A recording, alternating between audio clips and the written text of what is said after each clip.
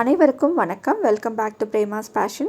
இன்றைக்கி நம்ம சேனலில் 7 நாள் 7 சட்னி ரெசிபி சீரீஸ் தாங்க பார்க்க போகிறோம். கேரட் சட்னி எப்படி பண்ணுறதுன்னு பார்க்கலாமா? இதுக்கு ஒரு பேனில் 1 டேபிள் ஸ்பூன் எண்ணெய் ஊற்றிக்கோங்க.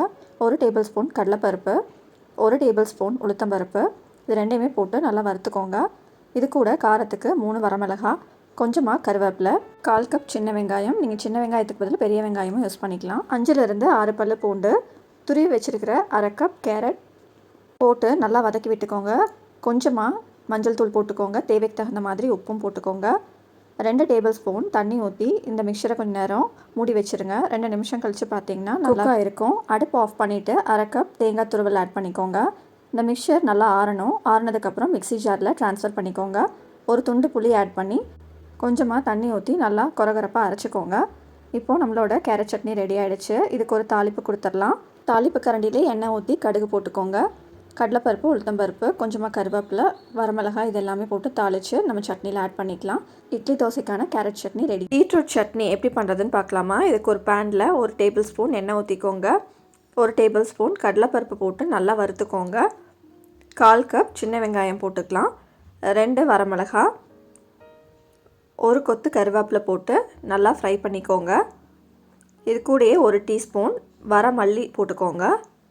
இப்போ கட் பண்ணி வச்சுருக்கிற பீட்ரூட்டையும் போட்டு நல்லா வதக்கிக்கோங்க. பீட்ரூட் வேகிறதுக்கு கொஞ்சமாக தண்ணி ஊற்றி தேவைக்கு தகுந்த மாதிரி உப்பு போட்டு மூடி வச்சுருங்க. இப்போ பீட்ரூட் வெந்துருச்சான்னு செக் பண்ணிக்கோங்க. செக் பண்ணிவிட்டு இந்த மிக்சரை நல்லா ஆற விட்டுறலாம். ஆறினதுக்கப்புறம் ஒரு மிக்ஸி ஜாரில் ட்ரான்ஸ்ஃபர் பண்ணிக்கோங்க. உங்களுக்கு வேணும்னா 1 டேபிள் ஸ்பூன் தேங்காய் போட்டு அரைச்சிக்கோங்க. இதுக்கு ஒரு தாளிப்பு கொடுத்துடலாம். எண்ணெய் ஊற்றி கடுகு, கருவேப்பிலை, வரமிளகாய், உளுத்தம்பருப்பு இதெல்லாம் போட்டு தாளித்து இந்த சட்னியில் கொட்டிக்கலாம். இந்த சட்னி பார்த்திங்கன்னா ரைஸ்க்கு, இட்லி, தோசை எல்லாத்துக்குமே நல்லாயிருக்கும். நீங்களும் ட்ரை பண்ணி பாருங்கள். கேப்சிகம் சட்னி எப்படி பண்ணுறதுன்னு பார்க்கலாமா? இதுக்கு ஒரு பேனில் 1 டேபிள் ஸ்பூன் எண்ணெய் ஊற்றிக்கோங்க.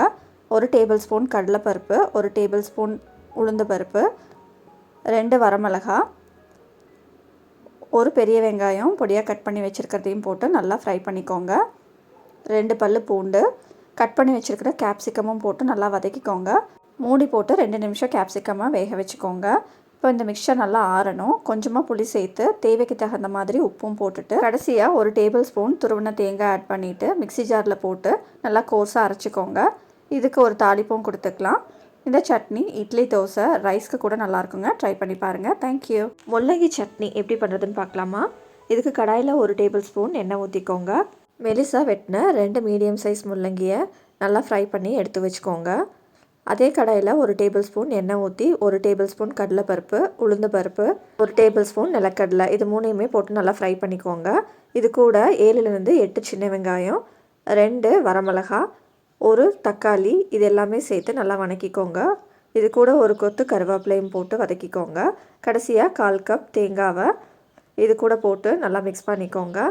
நல்லா ஆறுனதும் நம்ம வதக்கி வச்சுருக்கிற முள்ளங்கி மற்ற ஐட்டம்ஸ் எல்லாமே மிக்ஸி ஜாரில் போட்டு தேவைக்கு தகுந்த மாதிரி தண்ணி ஊற்றி உப்பு போட்டு அரைச்சி எடுத்துக்கோங்க. இதுக்கு ஒரு தாளிப்பு கொடுத்துட்டிங்கன்னா முள்ளங்கி சட்னி ரெடி.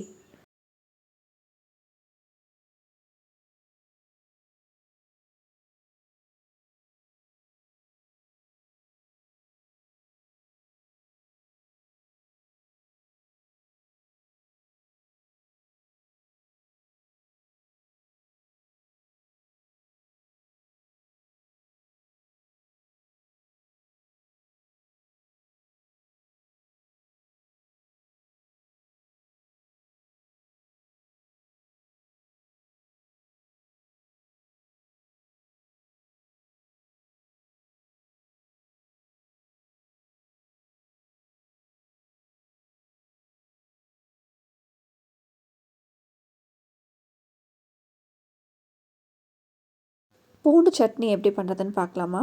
இதுக்கு ஒரு கடாயில் 1 டேபிள் ஸ்பூன் எண்ணெய் ஊற்றிக்கோங்க. பொடியாக கட் பண்ணி வச்சுருக்கிற 1/2 கப் பூண்டை போட்டு நல்லா வதக்கிக்கோங்க. இது கூடயே பொடியாக கட் பண்ண 1/2 கப் சின்ன வெங்காயத்தை நல்லா போட்டு வதக்கிக்கலாம். காரத்துக்கு 5லேருந்து 6 வரமிளகாய் ஆட் பண்ணிக்கோங்க. பொடியாக கட் பண்ணி வச்சுருக்கிற 2 தக்காளியும் போட்டு நல்லா வதக்கிக்கோங்க. இது கூடயே லெமன் சைஸ் புளியும், தேவைக்கு தகுந்த மாதிரி உப்பும், கொஞ்சமாக வெல்லமும் போட்டு ஆறுனதுக்கப்புறம் மிக்ஸி ஜாரில் ட்ரான்ஸ்ஃபர் பண்ணி நல்லா அரைச்சிக்கோங்க. தாளிப்புக்கு ஒரு கடாயில் கொஞ்சமாக எண்ணெய், கடுகு, உளுத்தம்பருப்பு, சீரகம், கருவேப்பிலை இது எல்லாமே போட்டு வதக்கி சட்னியில் ஆட் பண்ணிக்கோங்க. பூண்டு சட்னி ரெடி. தக்காளி வெங்காய சட்னி எப்படி பண்ணுறதுன்னு பார்க்கலாமா? இதுக்கு கடாயில் 1 டேபிள் ஸ்பூன் எண்ணெய் ஊற்றிக்கோங்க. நீல வாக்கில் கட் பண்ணி வச்சுருக்கிற ஒரு பெரிய வெங்காயம் சேர்த்துக்கலாம். வெங்காயம் ஓரளவுக்கு வதங்கினதுக்கப்புறம் 2லேருந்து 3 பல் பூண்டு போட்டுக்கோங்க.